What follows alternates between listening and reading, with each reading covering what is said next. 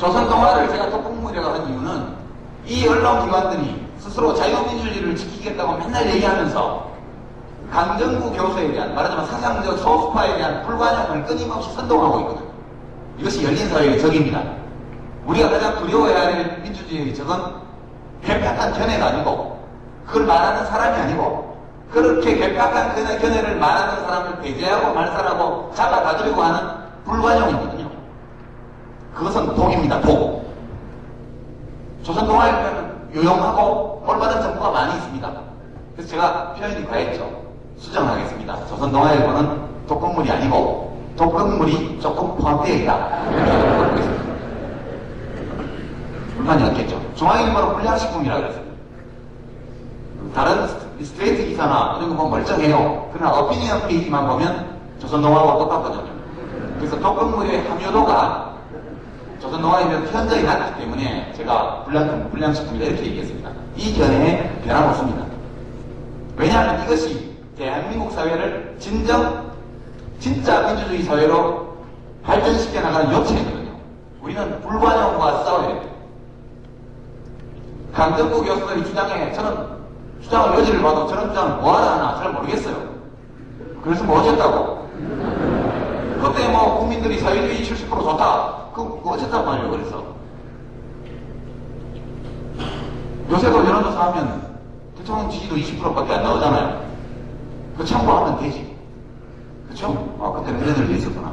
어떤 사람이 말하기를 대통령 지지도가 20%밖에 안 된다는 것은 내각이 불신임당했다는 얘기니까 총사퇴해라 이렇게 얘기하는데 국회를 한번 조사해볼까요? 지지율 몇 프로 나오나? 국회도 해산할까요? 여론조사 지지도 났다고 내각이 총사퇴해야 된다면 17대 국회도 해산해야 돼요. 맞습니까? 네. 한나라당은 정신이 나간 당이에요.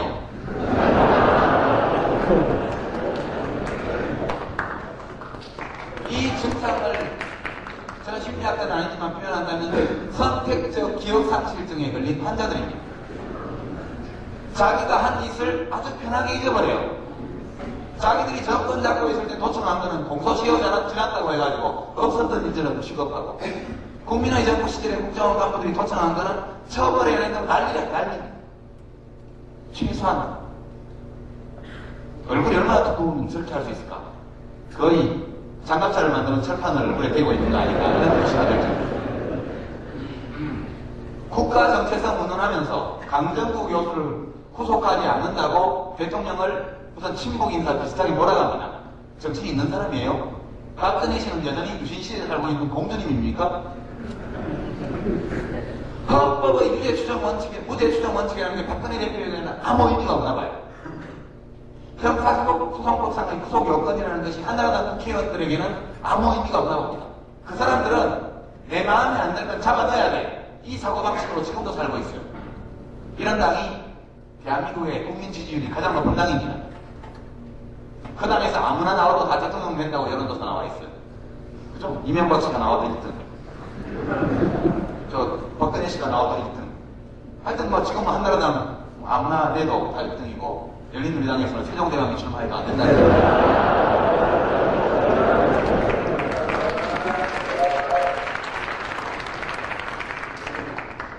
제가 헌법이 규정하고 있는 상태에 일치 또는 근접하도록 대한민국 사회를 바꿔나가는 것이 참여정부가 지향하는 개혁이다라고 말씀드릴 때 이것은 정치 분야에 그치는 것이 아닙니다.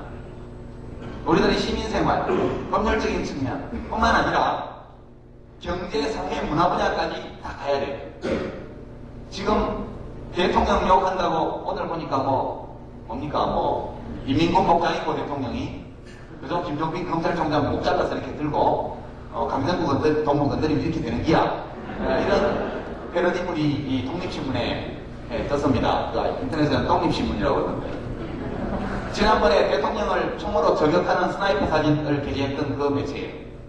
청와대에서 처벌을 원치 않는다고 얘기했습니다. 이것이 과연 헌법의 표현의 자유에 의거해서 보호할 만한 가치가 있는 행위인가? 이것에 대해서는 논란의 여지가 있을 수 있는데, 일단 피해 당사자인 대통령이 처벌을 원치 않는다 이렇게 말씀하셨어요. 박근혜 씨를 이렇게 만들었으면 어떻게 될까요? 끔찍하죠? 박근혜 씨가 대통령이고 제가 인터넷 언론사를 운영하면서 박근혜 씨를 히틀러 옷을 입혀가지고 한 다음에 뭐 이렇게 적당히 만들었어. 또는 박근혜 씨가 대통령인데 머리에다가 표적을 설치하고 총을 겨냥하는 이런 패러디를 게재했다. 어떻게 될까요? 뭐 내일은 기약하기 어렵죠. 그죠? 그 차이입니다. 지금 강정구 교수에 대해서 이 사람들이 하고 있는 것을 보면 한나라당과 그것을 지지하는 정치 세력 또는 지지하는 이른바 지식인 old rights든 new rights든 똑같아요. new는 떨어지고 new. 뭐가 새롭다는 거예요? 자기가 보수면 보수의 덕목을 지켜야 새로운 보수죠. 대한민국 보수는 old rights는 어떤 거냐면 이런 겁니다. 제가 또 흉bun김에 보수형 좀 봐야겠어요. 보수는 좋은 겁니다. 그것이 유일하게 좋은 것은 아니지만 좋은 것 중에 하나예요. 보수의 덕목이 뭐라고 여러분 생각하세요? 보수의 최대 덕목은 용기, 애국심, 희생정신, 품위, 예의범절 이런 것이 보수의 가장 중요한 덕목입니다. 여러분 유럽의 보수 정치인들 지도자들을 보면 전쟁터리면 제일 먼저 뭐랍니까? 자기 외아들을, 새아들, 내아들, 아들 셋 넷이면 다 입대시키잖아요. 자기 아들부터 전쟁터에 보내고 국민에게 함께 싸우자고 하라. 대한민국의 보수는 자기 아들은 다 떼죠? 자기도 빠졌죠. 본인의 병력면제, 자식들의 병력면제가 압도적으로 많은 정당이 한나라당입니다. 입만 열면 국가 안 바꿔 정당이 다 병약하대요. 대한민국은 좋은 대학 나오고 경기고등학교, 서울대 이런 데 좋은 대학, 좋은 고등학교 나오고 평생 나라에 동무하면서 높은 자리 지내고 또 큰 기업 일궈서 돈 많이 벌고 이런 분들, 자제분들이 전부 다 병약해요. 군대를 못 가요.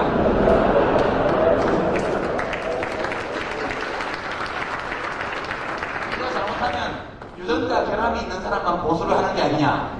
네, 이런 오해를 불러일으킬 수 있죠. 대한민국의 자식 보수는 보수가 아니에요.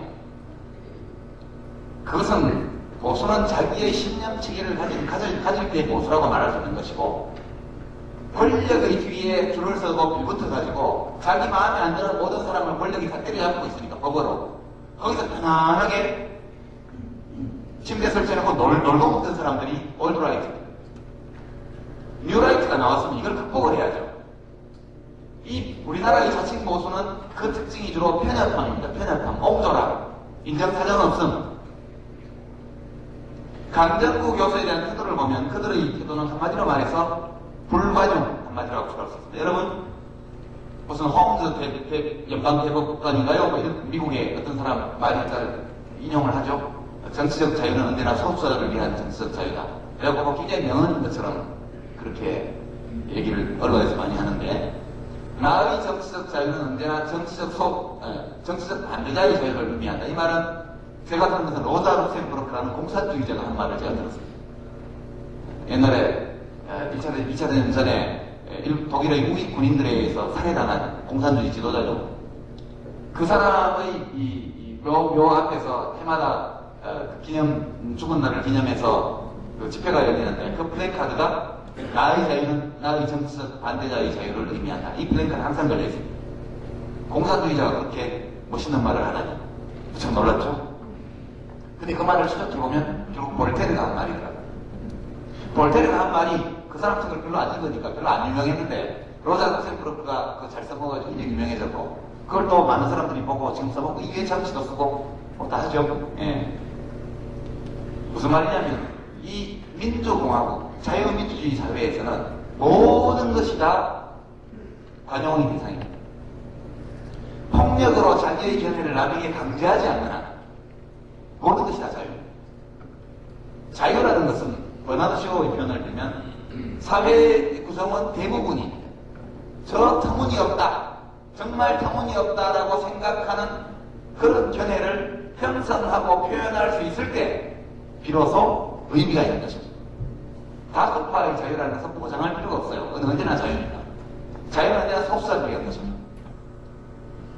사회 구성원 거의 다가 터무니없다고 생각하는 그러한 생각까지도 견해까지도 형성하고 표현할 수 있을 때 그 사회는 비로소 자유로운 사회가 됩니다. 불관용이라는 것은 다양성을 억압하는 그 자체를 쓸 겁니다. 그러니까 TV 토론에 나와서 소위 뉴라이트 지식인이라는 사람이 대한민국의 정체성을 부정하는 사람하고 어떻게 한 테이블에서 밥 먹습니까? 이렇게 말할 때가 왜 못 먹어요? 못 먹을 이유가 뭐 있는데요? 그 사람이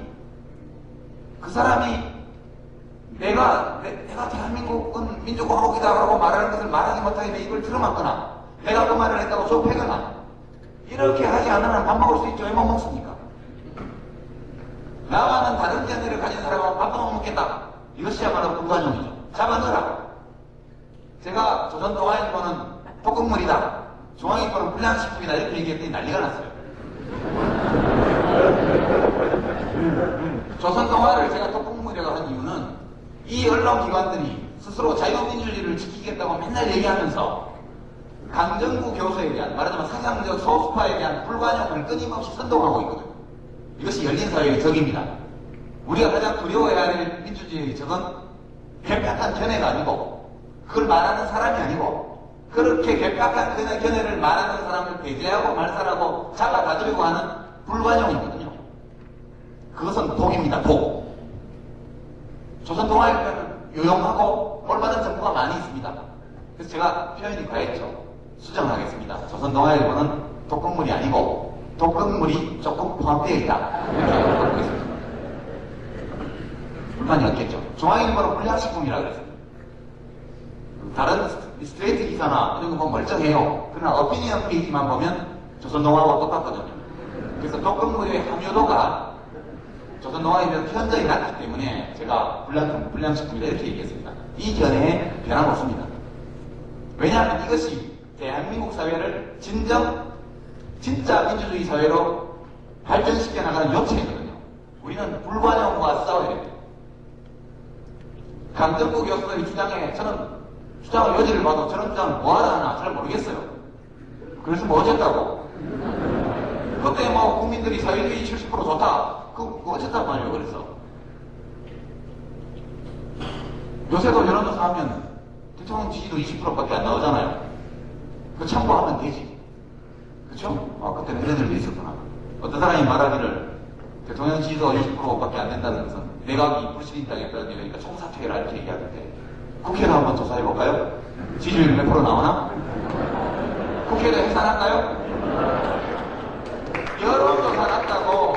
여론조사 지지도 났다고 내각이 총사퇴해야 된다면 17대 국회도 해산해야 돼요. 맞습니까? 네.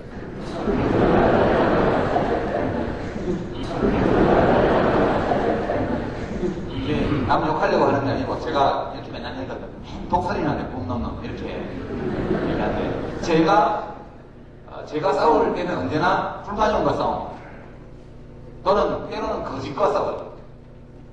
싸우는 방식이 좀 거칠어서 인간이 똑똑하긴 한 것 같은데 싸가지가 되게 없네. 이런 말을 듣습니다. 저도 싸가지 있게 살고 싶죠. 그쵸? 저는 늘 그렇게 생각합니다. 우리가 1987년도에 6월 항쟁을 할 때 여러분 가운데 연세가 나이가 좀 드신 분들은 그때 다 기억나실 겁니다. 화염병을 무지하게 던졌어요. 화염병을. 저도 던졌습니다. 고백까지 공소시효 지났으니까 처벌은 안 받겠어요. 소주병에 화염병 만드는 게 이게 너무 좀 소주병이 크고 이래갖고 반입도 어렵고 그래서 바카스병에다가 화염병을 실험을 많이 해봤거든요. 그래갖고 이제 저 북한 방면에 가서 저 바카스병에다가 이렇게 심지 꽂아가지고 해봤는데 잘 터지더라고. 잘 됐다. 이렇게 만들어서 바카스 박스에 넣어서 반입하면 되겠다. 반입을 많이 했는데 선수들이 연습을 안 해봐가지고 이게 소주병하고 터지는 시간이 달라요. 충분히 돌린 다음에 던져야 되는데 너무 빨리빨리 던져가지고 안 터지더라고. 그런 범죄 행위를 많이 했습니다. 제가 제 스스로 공소시효 지난 거 확실하죠? 공소시효나 그렇게 화염병을 들고 앞에 싸우고 있으면 뒤에 집회가 열렸습니다. 뒤에 저희가 경찰과 대치해서 화염병을 계속 던지면 강목 들고 이렇게 싸우고 있으면 뒤쪽에는 집회가 열려요. 해만 겁니다. 그게. 그럼 거기서 시민들이 모이고 제야단체가 유인물을 나눠줍니다. 소위 선전선동, 정부에서 말한 그런 걸 하죠. 저희는 진실과 정의를 전염시킨다 이렇게 용기도 전염되는 것이거든요. 바이러스는 질병만 전염되는 것이 아니라. 그러면 보면 행위 자체는 화염병 던지는 사람이 나쁘죠. 그 전경들도 전부 다 우리 형제들인데 걷다가 화염병을 던지니까 얼마나 못된 짓이에요. 그러나 국민들이 우리들의 미래에 대해서, 우리가 살고 있는 이 사회에 대해서, 우리 헌법이 규정하고 있는 이상적인 상태를 실현하기 위해서 무엇을 해야 될까를 논의하는 자체를 독재정권이 봉쇄하고 있으니까 그 자유의 공간을 얻기 위해서 우리는 불법행위를 했습니다. 화염병 던지라고요? 무지하게 얻어먹었죠. 나중에 대통령이 된 김대중, 김영삼 두 분도 여러 차례 우려를 표명했습니다. 젊은이들에 대해서. 제가 뉴스에서 그걸 보면서 하고 영감님, 그때는 영감도 별로 아니었지만 총재님, 우리도 왜 그걸 모르겠어요. 그렇지만 우리가 화염병들과 앞에서 안 싸우면 뒤에서 집회를 열 수가 없잖아요. 어떤 사람의 행위는 이게 자기 변명입니다. 좀. 아무리 그래도 점잖게 말해도 되는데 점잖게 말하면 임팩이 적거든. 점잖게 말하면 데모할 때 돌멩이가 아니고 연탄재 던지는 것밖에 안 되거든. 데미지를 못 주잖아요. 그러니까 돌멩이를 던지고 강목을 휘두르고 화염병을 던지거든요. 세게 붙어야 뒤에 공간이 확보되니까. 그러니까 무슨 문제를 제기하는 겁니다. 좀 흉악한 형태로. 그렇게 하다 보니까 제가 인간성 자체가 흉악한 놈이 아닌가 이런 생각이 저도 좀 들 때가 있습니다. 아, 내가 원래 성격이 모질고 정체성이 좀 포악해가지고 이렇게 하나보다 반성을 많이 하는데 잘 안 고쳐지더라고요. 팔자련이 알고 이렇게 살고 있습니다. 이제 맺어야 될 때가 왔는데 제 강연은 지금 여러분이 경제, 사회, 문화 다른 영역에서 참여정부 들어와서 어떤 변화가 일고 있는가 그래서 한번 같이 봐주십시오. 지금 대통령의 인기가 무지하게 없어가지고 뭐 되는 일이 없는 것처럼 보여요. 그죠? 그렇지만 이 참여정부가 출범하고 나서 무슨 일이 일어났는지를 한번 냉정히 돌아보시죠. 지금 행정중심 복합도시에 관해서 헌법재판소 결정이 곧 나올 텐데 또 위헌 결정이 나면 국회의원 사표 내자고 하는 사람 많습니다. 법 못 만들겠다. 뭐 만들어주면 다 위헌이라고 그러니까 하여튼 어떻게 나올지 모르겠어요. 지금 수도 분할, 수도 해체라고 한나라당에서 엄청 주장하는데 제가 충격받은 게 1978년도에 대학에 입학해서 서울에 왔더니 4일 날 방학을 하더라고요. 4월 19일. 4월 16일부터 방학이에요. 4월 20일까지. 갑자기 4.19 방학. 왜 합니까? 4일 날 데모할까봐 미리 방학 줘가 집에 다 보내는데 4박 5일짜리 방학. 그래서 제가 4.19 방학이 왔으니까 친구들이 무섭다. 야, 너 방학 때 어디 가? 글쎄 어디 갈까? 시골 안 가니? 뭔 시골? 집에 안 가냐고? 우리 집 시골 아니야. 어딘데? 대구 시내야. 시골이지. 서울 친구들에게는 서울을 제외하고 모든 곳이 다 시골이었습니다. 놀랍죠? 대구가 그 당시에 벌써 인구 100만이 넘는 대도시였는데 그 시내에 우리 집이 있었는데 저보고 시골이래요. 우리 집이. 이 지독한 서울 중심주의. 이거를 여기 결정적인 균열을 지금 내고 있습니다. 수도 분할이라고 멀쩡한 수도를 왜 부시냐고 한나라당에서 아우성을 치는데 부셔야 됩니다. 그죠? 여러분 미세먼지 경보 올렸죠 지금? 여러분 되면 이제 오존 경보 올리죠? 청계천에는 뭐 라돈이 흐른다고 그러던데 그죠? 그 폐암을 유발하는 가스로 악명이 높죠 라돈가스는. 이게 이대로는 안 되죠. 그런 거. 그 다음에 여러분 요즘처럼 이건 김대중 대통령이 한 업적 중에 하나는 이제 나타났는데 뭐 하우스 교수 비롯해서 IT, BT 분야의 새로운 기술, 제품 이런 것들이 전 세계에서 최초 DNB, 위생 DNB 같은 거는 표준을 우리나라가 장악하고 있지 않습니까? 국제 표준을. 이런 역사가 한 번 더 일찍 있었습니까? 물론 옛날에 집지 찍을 때 그죠? 금속 활자 그렇게 집지 신경 그거는 있습니다만 정말 남은 일에 최초로 우리나라의 과학자들이 이 어느 분야에서 세계를 선도하는 이런 한류. 한류 힘은 어디서 온 거냐? 자유에서 온 거죠, 자유.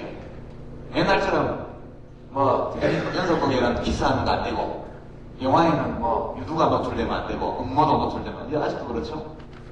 특정 부위에 있는 털이 나오거나 특정 부위에 있는 살집이 나오면 가위질을 가차없이 해버리죠. 이런 거.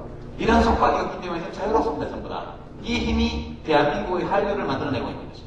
문화 콘텐츠 산업을 부흥시키고 있는 겁니다. 많은 지적이 있지만 대한민국의 문화 콘텐츠가 중국을 매료하는 시절이 있었나요? 모르겠습니다. 우리가 옛날 고전 시간에 배운 뭐 최치원의 시가 중국을 이렇게 정복했는지는 모르겠습니다만 여하튼 그런 거. 그 다음에 권력 문화이잖아. 여러분 지금 정말 많이 변하고 있습니다. 요즘 63빌딩에 가서 1인당 10만원짜리 밥 먹는 국회의원 거의 없거든요. 저희 되게 점심 때 밥 먹어 만원짜리 한정식 먹습니다. 돈이 없어요. 돈 안 드는 사람도. 그죠? 재벌의 이 비자금 완전히 이제 저수지가 다 말랐습니다. 저수지 말랐어요. 이제는 거기서 물줄기가 나와서 정치권으로 오는 것도 거의 없습니다. 불법 정치자금에 대한 뭐 아는 친구가 야씨 우리 사이에 무슨 영수증이냐 그냥 있어라 이렇게 해서 주머니에 찔러주는 정도 보통의 경우는 그런 겁니다. 정말 많은 것이 변하고 있어요 지금.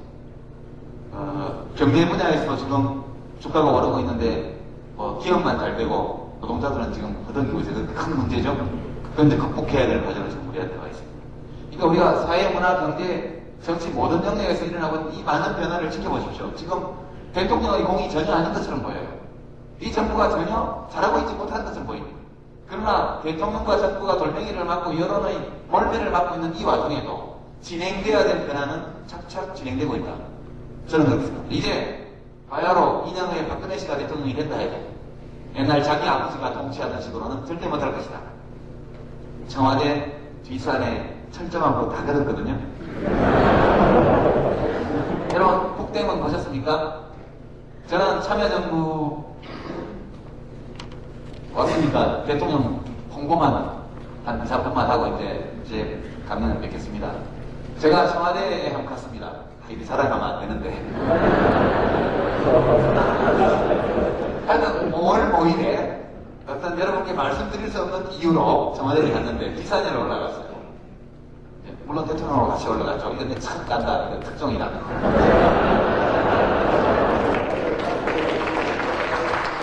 근데 저는 거기 북대문이 있다고 몰랐어요. 그 맨 꼭대기로 올라갔는데 대문이 하나 있더라고. 그 설명을 대통령께서 해주시는데 이게 북대문입니다. 그러시더라고. 그걸 가만 생각하니까 남대문도 있고 동대문도 있고 서대문도 있는데 북대문은 못 들어갔잖아요. 사대문 아니라 그러는데 여러분 북대문은 몰랐죠? 그게 청와대 비상 꼭대기에 있더라고요. 거기 올라가니까 성북동 그 삼천각인가요? 그거하고 뭐 다 보여요. 이렇게 예쁘게. 거기를 개방했지 않습니까? 시민들에게. 모르시나요? 신천에 한번 가보십시오. 거기 아주 예쁩니다. 대통령이 그 문만 열고 나가면 시민들하고 바로 만날 수 있어요. 그래서 그 뒤에 겹겹이 철조망이 있었다고 들었는데 지금은 철조망이 하나도 없습니다. 근데 그 북대문으로 올라가는 중에 이건 얘기해도 괜찮을 거라. 거기에 골프 티샷 하는 데가 있었대요 옛날에. 노태우 대통령 시절까지. 북대문 바로 옆에 담벼락위에 골프 티샷 연습을 할 수 있게 이게 돼 있었다. 그래서 저는 골프를 못 치는데 한 번도 안 쳐봤는데 하여튼 티샷은 뭔지는 알거든요. 중계방송 많이 봐가지고. 근데 거기서 성북동 쪽으로 골짜기를 향해서 티샷을 하는 겁니다. 재밌겠더라고요. 그런데 이제 그걸 철거를 언제 했냐면 김영삼 대통령이 철거를 했어요. 얼마 전에도 노무현 대통령께서 김영삼 대통령이 참 통이 큰 분이다 이런 강산대 씨한테 1,100백억 확 줬다고. 강산대 씨는 그게 또 안기부 돈이 아니고 YS 돈이라고 자기는 부자라고 결백해놓고 반박했는데 그 돈이 안기부 돈 아니고 김영삼 씨가 무슨 재벌한테 받은 돈이면 뭐 자랑스러운 일을 할 겁니까? 불법 정치자가 받아 써놓고. 여하튼 거기 골프 티샷 하는 데가 있었는데 누가 없었냐면 김영삼 대통령이었습니다. 그래서 제가 경호실 직원한테 들은 얘기로는 과장인지 아닌지 모르지만 김영삼 대통령이 이제 올라오셔가지고 이거 먹어. 예, 이거 티샷 하는 데입니다. 이거 어디로 티샷 한다고 하니까 저 밑으로 합니다. 그럼 그건 누가 적어? 그거 부인들이 있습니다.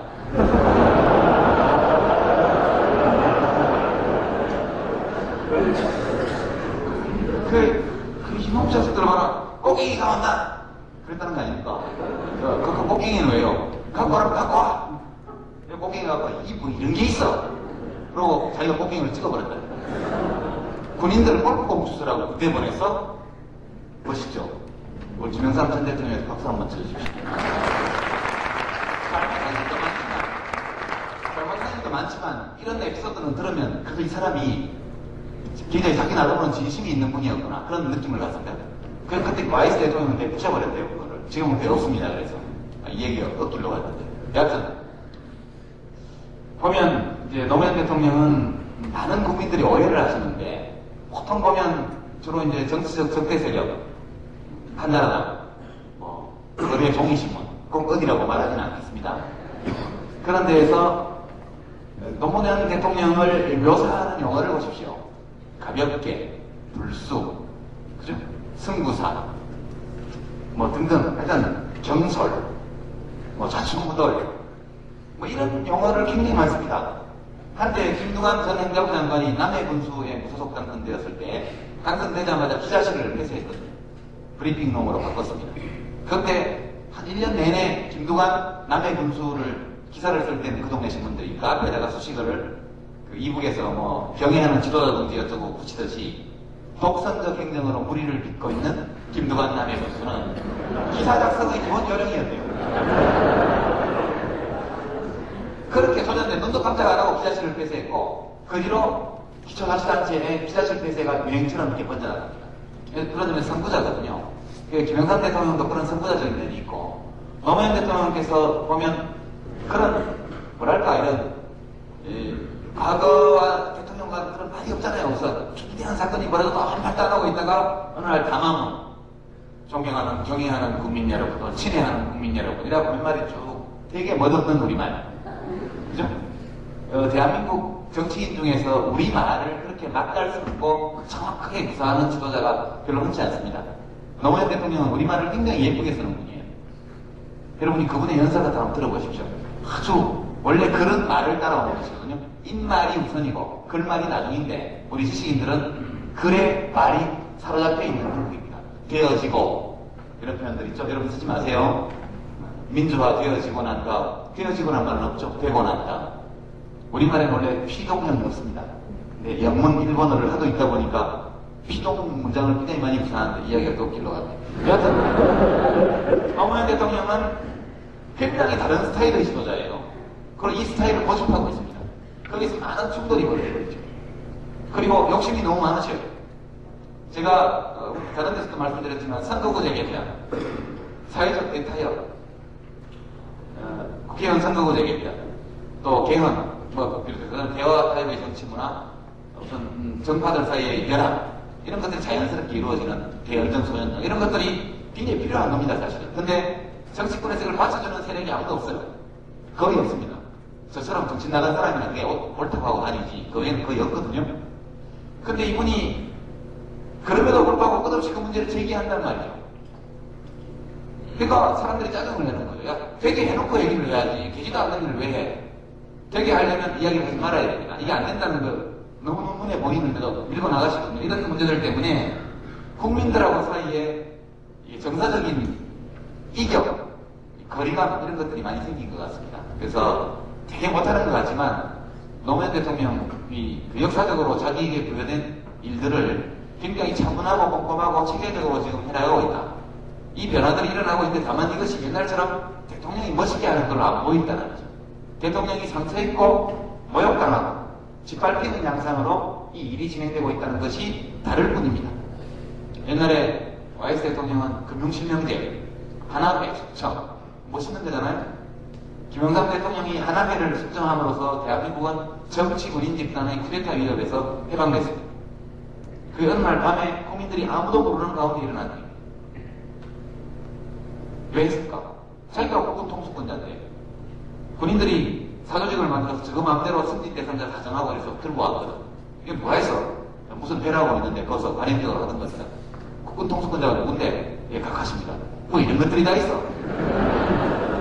전부 잘라 알려가지고 밤사이에 별이 50개가 날아. 멋있지 않습니까, 여러분? 저는 참 멋있다고 생각해요. 뭐 이런 것들이 다 있어. 협객.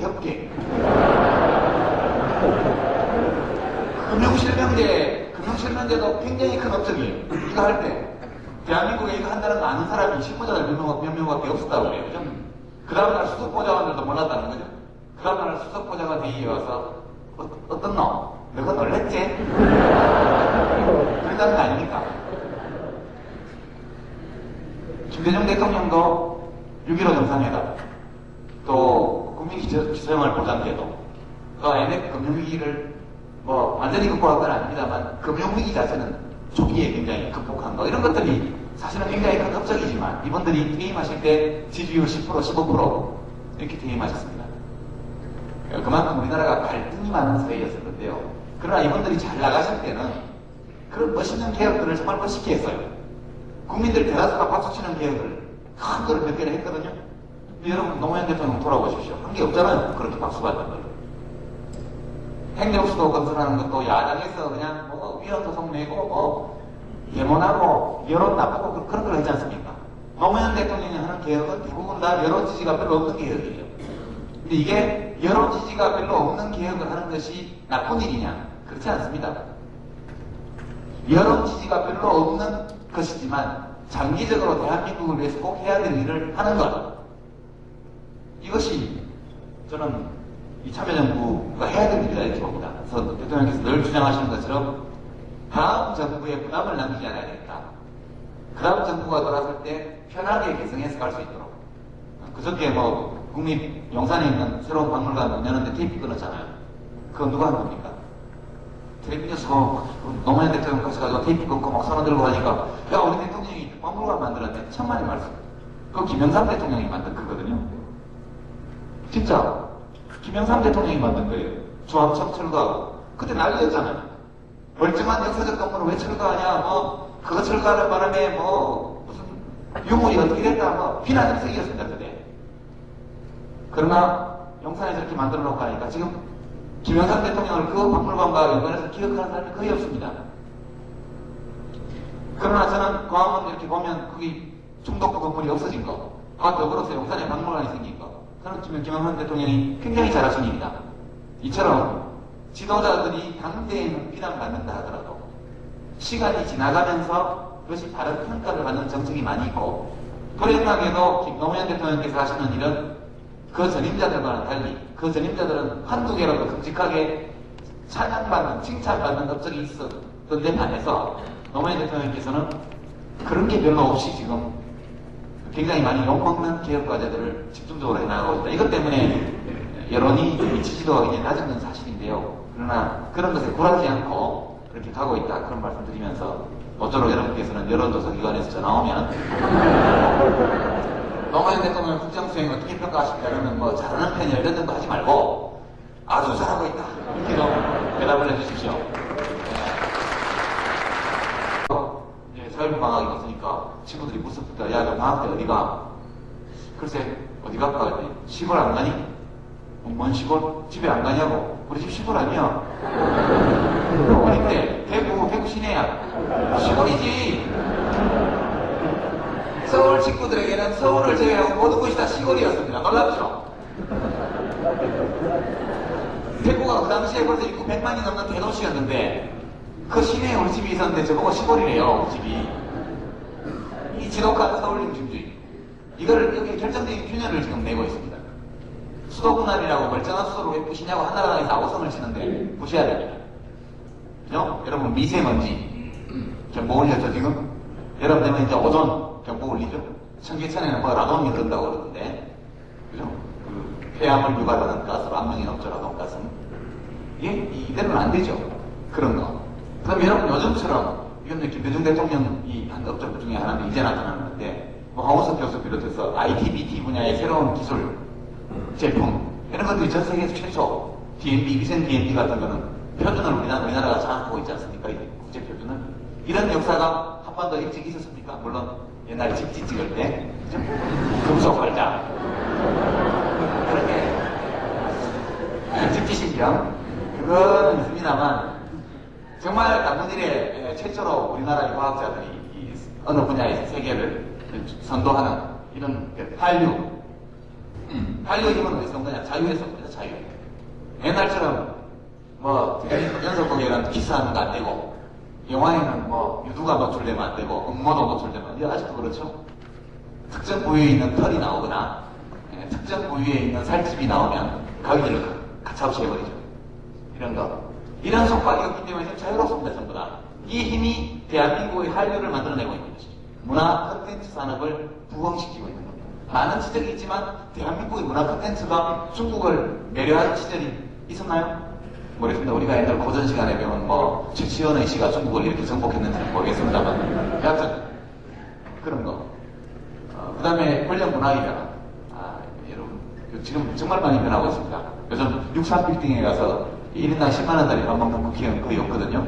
저희 되게 점심때 밥 먹어 만원짜리 한정식 먹습니다. 돈이 없어요. 돈 안 드는 선거. 그죠? 재벌의 이 비자금 완전히 이제 저수지가 다 말랐습니다. 저수지 말랐어요. 이제는 거기서 물줄기가 나와서 정치권으로 오는 것도 거의 없습니다.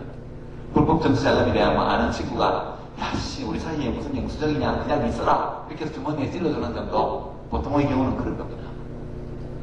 정말 많은 것이 변하고 있어요 지금. 경제 분야에서도 지금 주가가 오르고 있는데 기업만 잘 되고 노동자들은 지금 허덕이고 있어서 큰 문제죠. 그런데 극복해야 될 과정을 지금 우리한테 와 있습니다. 그러니까 우리가 사회, 문화, 경제, 정치 모든 영역에서 일어나고 있는 이 많은 변화를 지켜보십시오. 지금 대통령의 공이 전혀 아닌 것처럼 보여요. 이 정부가 전혀 잘하고 있지 못한 것처럼 보입니다. 그러나 대통령과 정부가 돌멩이를 맞고 여론의 몰매를 맞고 있는 이 와중에도 진행돼야 될 변화는 착착 진행되고 있다. 저는 그렇게 생각합니다. 이제 바야로 2년 후에 박근혜 씨가 대통령이 된다 해도 옛날 자기 아버지가 통치하던 식으로는 절대 못할 것이다. 청와대 뒷산에 철저하고 다 그랬거든요. 여러분 북대문 보셨습니까? 저는 참여정부 왔으니까 대통령 홍보만 한 2, 3분만 하고 이제 강연을 뵙겠습니다. 제가 청와대에 한번 갔습니다. 이리 살아가면 안 되는데. 하여튼 5월 5일에 어떤 여러분께 말씀드릴 수 없는 이유로 청와대를 갔는데 뒷산으로 올라갔어요. 물론 대통령으로 같이 올라갔죠. 이건 내 참 깐다. 이건 특종이다.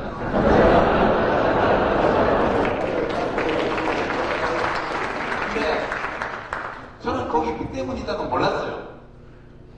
그 맨 꼭대기로 올라갔는데 대문이 하나 있더라고요. 그 설명을 대통령께서 해주시는데 이게 북대문입니다. 그러시더라고요. 그걸 가만히 생각하니까 남대문도 있고 동대문도 있고 서대문도 있는데 북대문은 못 들어갔잖아요. 사대문 아니라 그러는데 여러분 북대문은 몰랐죠? 그게 청와대 뒷산 꼭대기에 있더라고요. 거기 올라가니까 성북동 그 삼천각인가요? 그거 하고 뭐 다 보여요 이렇게. 거기를 개방했지 않습니까? 시민들에게. 모르시나요? 신청해서 한번 가보십시오. 우리 아주 예쁩니다. 대통령이 건물만 열고 나가면 시민들하고 바로 만날 수 있어요. 그래서 그 뒤에 겹겹이 철조망이 있었다고 들었는데 지금은 철조망이 하나도 없습니다. 근데 그 북대문으로 올라가는 중에 이건 얘기해도 괜찮을 거라. 거기에 골프 티샷 하는 데가 있었대요 옛날에. 노태우 대통령 시절까지. 북대문 바로 옆에 담벼락위에 골프 티샷 연습을 할 수 있게 이게 돼 있었다. 그래서 저는 골프를 못 치는데 한 번도 안 쳐봤는데 하여튼 티샷은 뭔지는 알거든요. 중계방송 많이 봐가지고. 근데 거기서 성북동 쪽으로 골짜기를 향해서 티샷을 하는 겁니다. 재밌겠더라고요. 그런데 이제 그걸 철거를 언제 했냐면 김영삼 대통령이 철거를 했어요. 얼마 전에도 노무현 대통령께서 김영삼 대통령이 참 통이 큰 분이다 이런 강산대 씨한테 1,100백을 확 줬다고. 강산대 씨는 그 라이트를 어떤 거냐면 이런 겁니다. 제가 또 흉봉김에 보수형 좀 봐야겠어요. 보수는 좋은 겁니다. 그것이 유일하게 좋은 것은 아니지만 좋은 것 중에 하나예요. 보수의 덕목이 뭐라고 여러분 생각하세요? 보수의 최대 덕목은 용기, 애국심, 희생정신, 품위, 예의범절 이런 것이 보수의 가장 중요한 덕목입니다. 여러분 유럽의 보수 정치인들 지도자들을 보면 전쟁 터지면 제일 먼저 뭐랍니까? 자기 외아들을, 세아들, 내아들, 아들, 셋, 넷 다 입대시키잖아요. 자기 아들부터 전쟁터에 보내고 국민에게 함께 싸우자고 말합니다. 대한민국의 보수는 자기 아들은 다 떼죠? 자기도 빠졌죠. 본인의 병력면제, 자식들의 병력면제가 압도적으로 많은 정당이 한나라당입니다. 입만 열면 국가안보보장당이 다 병약하대요. 대한민국은 좋은 대학 나오고 경기고등학교, 서울대 이런 데 좋은 대학, 좋은 고등학교 나오고 평생 나라에 농무업에서 높은 자리 지내고 또 큰 기업 일고서 돈 많이 벌고 이런 분들, 자제분들이 전부 다 병약해요. 군대를 못 가요.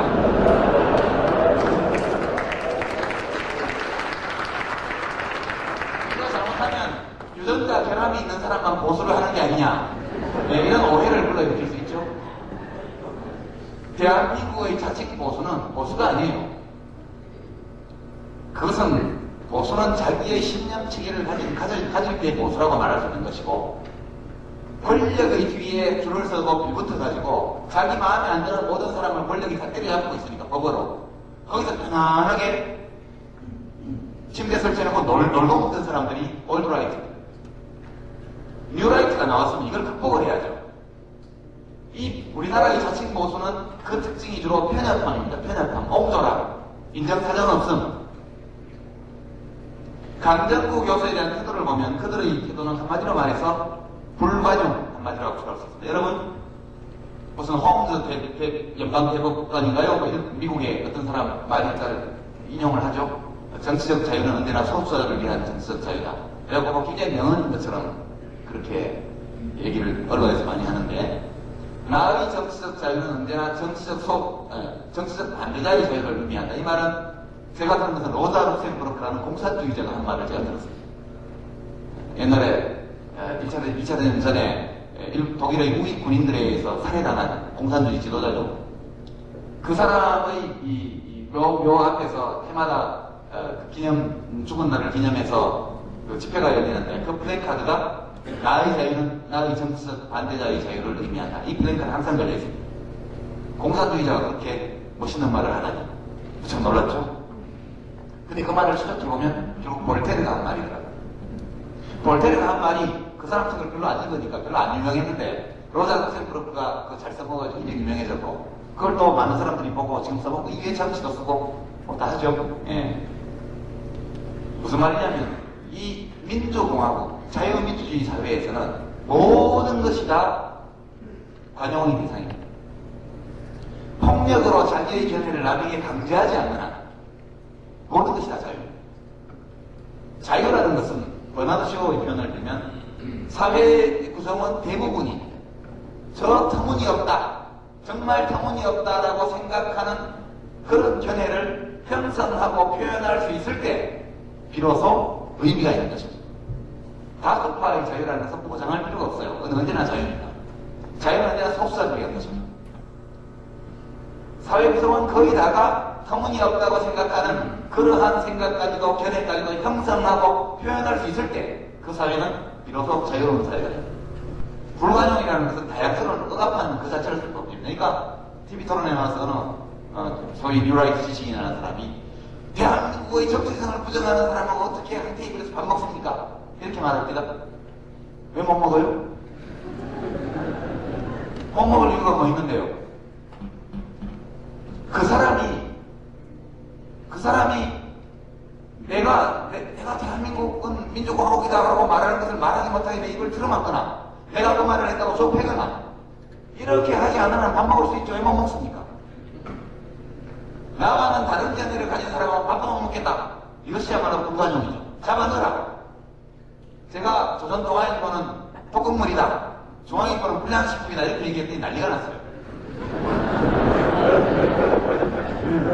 조선동아를 제가 독극물이라고 한 이유는 이 언론기관들이 스스로 자유민주주의를 지키겠다고 맨날 얘기하면서 강정구 교수에 대한, 말하자면 사상적 소수파에 대한 불관용을 끊임없이 선동하고 있거든요. 이것이 열린사회의 적입니다. 우리가 가장 두려워해야 될 민주주의의 적은 괴팍한 견해가 아니고, 그걸 말하는 사람이 아니고, 그렇게 괴팍한 견해를 말하는 사람을 배제하고 말살하고 잡아다주려고 하는 불관용이거든요. 그것은 독입니다. 독. 조선동아일보는 유용하고 올바른 정보가 많이 있습니다. 그래서 제가 표현이 과했죠.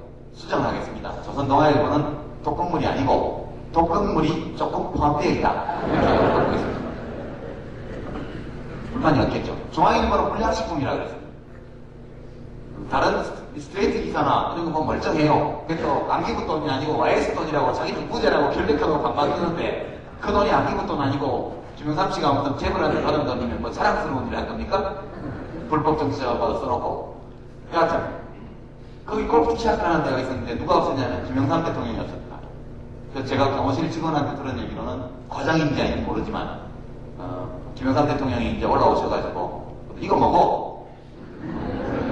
예, 이거 티샷 하는 데입니다. 이거 어디로 티샷 한단 말이고 저 밑으로 합니다. 그럼 그건 누가 적어? 그거 부인들이 있습니다.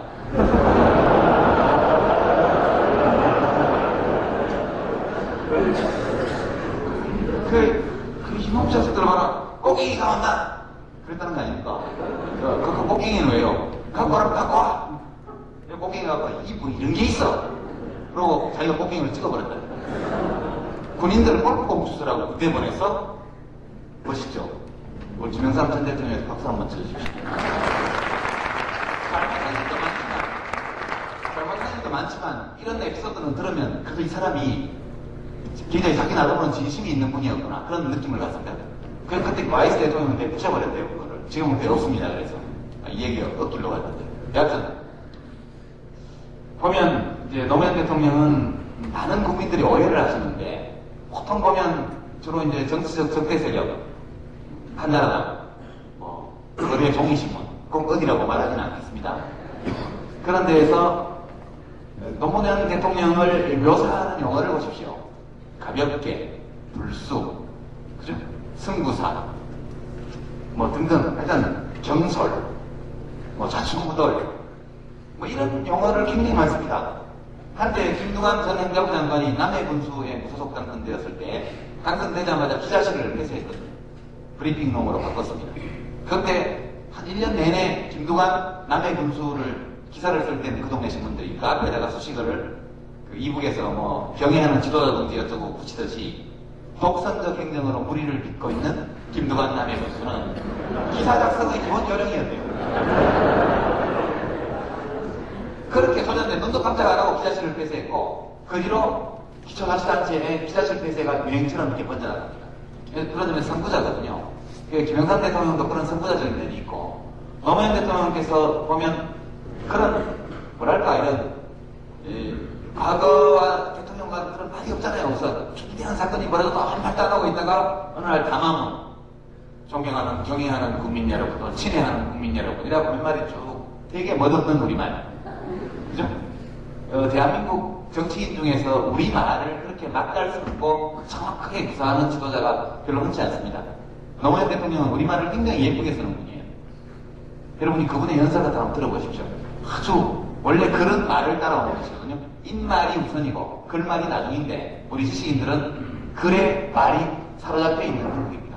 되어지고 이런 표현들 있죠. 여러분 쓰지 마세요.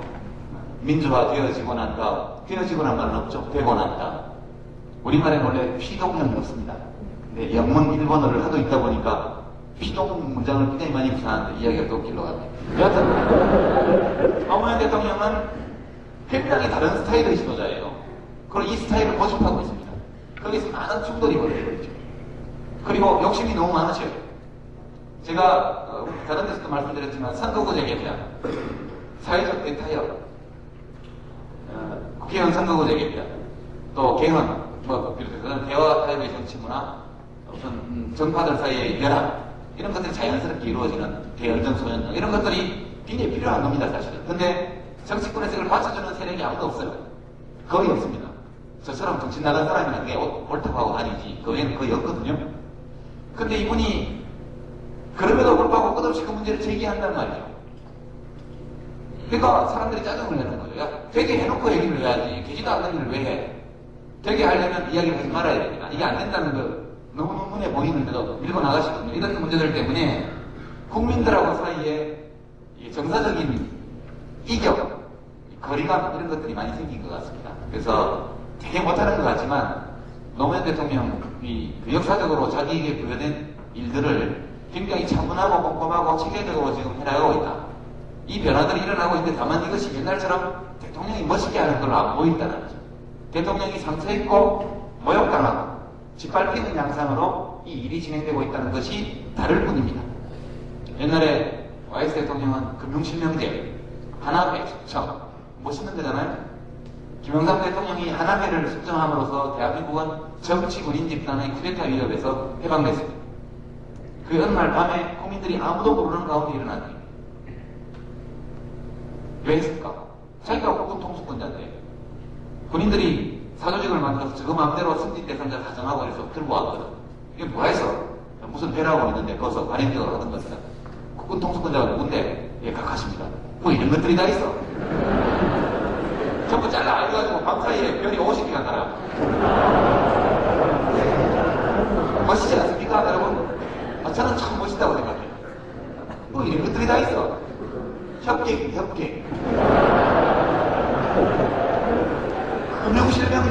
금융실명제나 어피니언 페이지만 보면 조선농화하고 똑같거든요. 그래서 독극물의 함유도가 조선농화에 비해서 현저히 낮기 때문에 제가 불량식품이다 이렇게 얘기했습니다. 이 견해에 변함없습니다. 왜냐하면 이것이 대한민국 사회를 진짜 민주주의 사회로 발전시켜 나가는 요체거든요. 우리는 불관용과 싸워야 돼요. 강정구 교수의 주장에 저는 주장의 여지를 봐도 저런 주장을 뭐하다 하나 잘 모르겠어요. 그래서 뭐 어쨌다고? 그때 뭐 국민들이 사회주의 70% 좋다. 그거 어쨌단 말이에요. 그래서 요새도 여론조사 하면 대통령 지지도 20%밖에 안 나오잖아요. 그 참고하면 되지. 그쵸? 그때는 이런 일도 있었구나. 어떤 사람이 말하기를 대통령 지지도 20%밖에 안 된다는 것은 내각이 불신임당했다는 얘기니까 총사퇴해라 이렇게 얘기하는데 국회를 한번 조사해볼까요? 지지율 몇 프로 나오나? 국회를 해산할까요? 여론조사 지지도 났다고 내각이 총사퇴해야 된다면 17대 국회를 해산해야 돼요. 맞습니까? 네.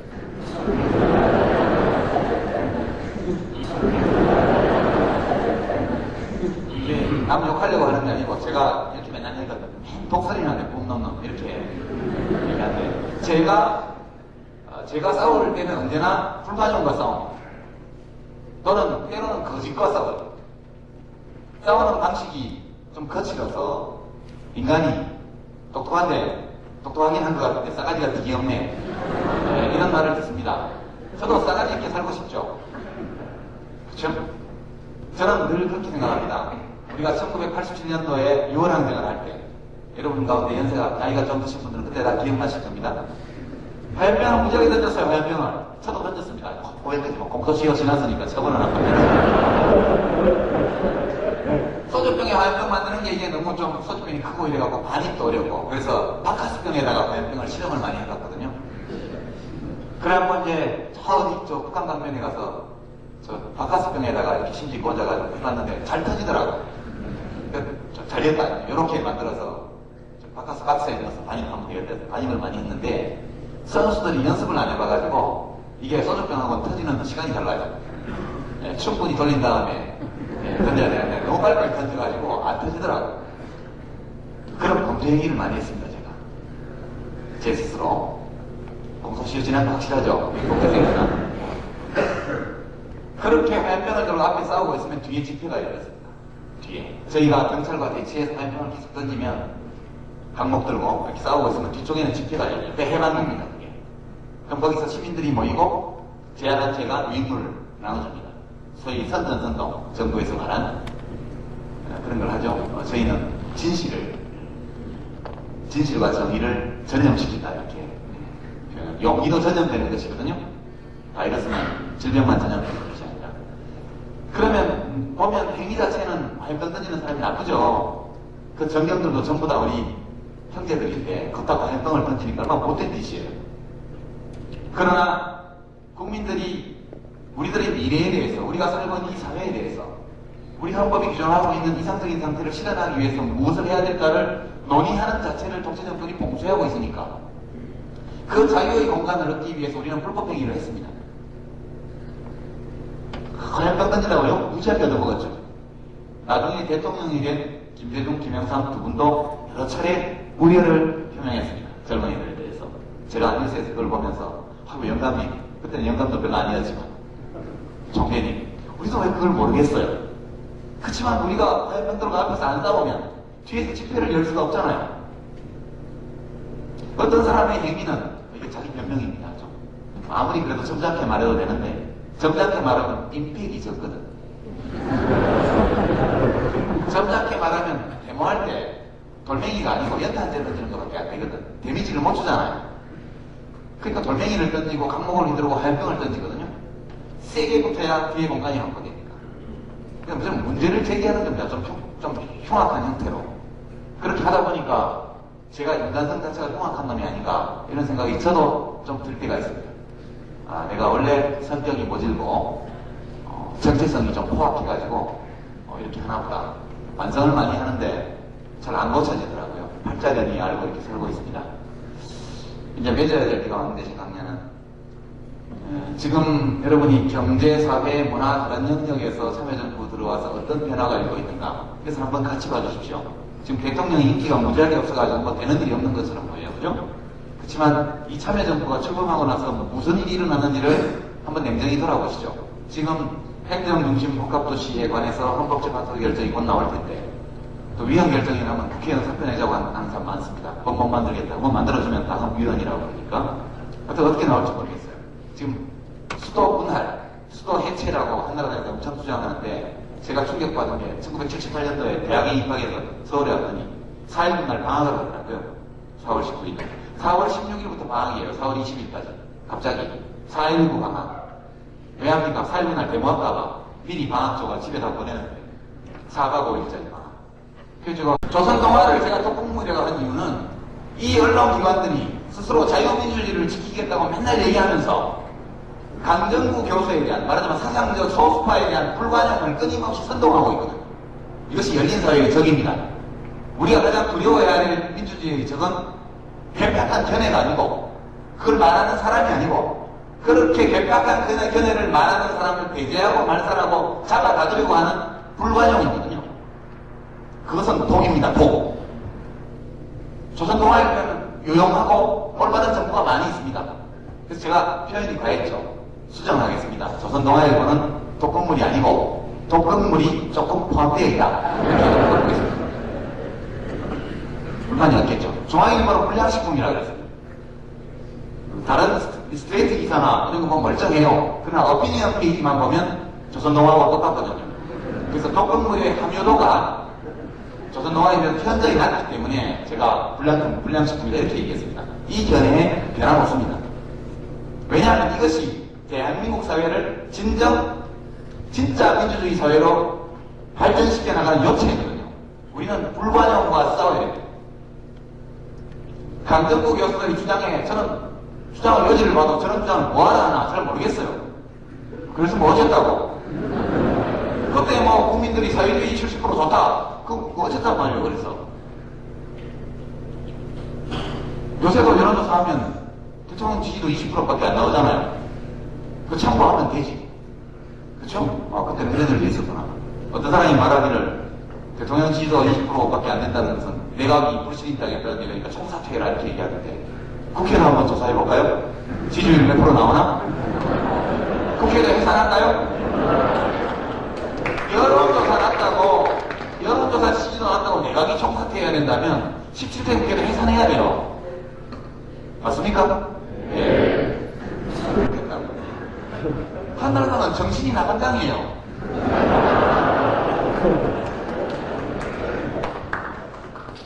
이 증상을 저는 심리학자는 아니지만 표현한다면 선택적 기억상실증에 걸린 환자들입니다. 자기가 한 짓을 아주 편하게 잊어버려요. 자기들이 정권 잡고 있을 때 도청한 거는 공소시효 지났다고 해가지고 없었던 일처럼 취급하고, 국민의 정부 시절에 국정원 간부들이 도청한 거는 처벌해야 된다고 난리야 난리. 최소한 얼굴이 얼마나 두꺼우면 저렇게 할 수 있을까? 거의 장갑차를 만드는 철판을 얼굴에 대고 있는 거 아닌가 이런 뜻이가 될 정도. 국가 정체성 운운하면서 강정구 교수를 후속하지 않는다고 대통령을 무슨 친북 인사 비슷하게 몰아갑니다. 정신이 있는 사람이에요. 박근혜 씨는 여전히 유신시대에 살고 있는 공주님입니까? 헌법의 유죄 추정 원칙에, 무죄 추정 원칙이라는 게 박근혜 대표에게는 아무 의미가 없나 봐요. 형사소송법상의 구속 요건이라는 것이 한나라당 국회의원들에게는 아무 의미가 없나 봅니다. 그 사람들은 내 마음에 안 들면 잡아넣어야 돼. 이 사고방식으로 지금도 살고 있어요. 이런 당이 대한민국의 국민 지지율이 가장 높은 당입니다. 그 당에서 아무나 나와도 다 대통령 된다고 여론조사 나와 있어요. 그죠? 이명박 씨가 나와도 1등. 박근혜 씨가 나와도 1등. 하여튼 뭐 지금은 한나라당 아무나 내도 다 1등이고, 열린우리당에서는 세종대왕이 출마해도 안 된다는 거예요.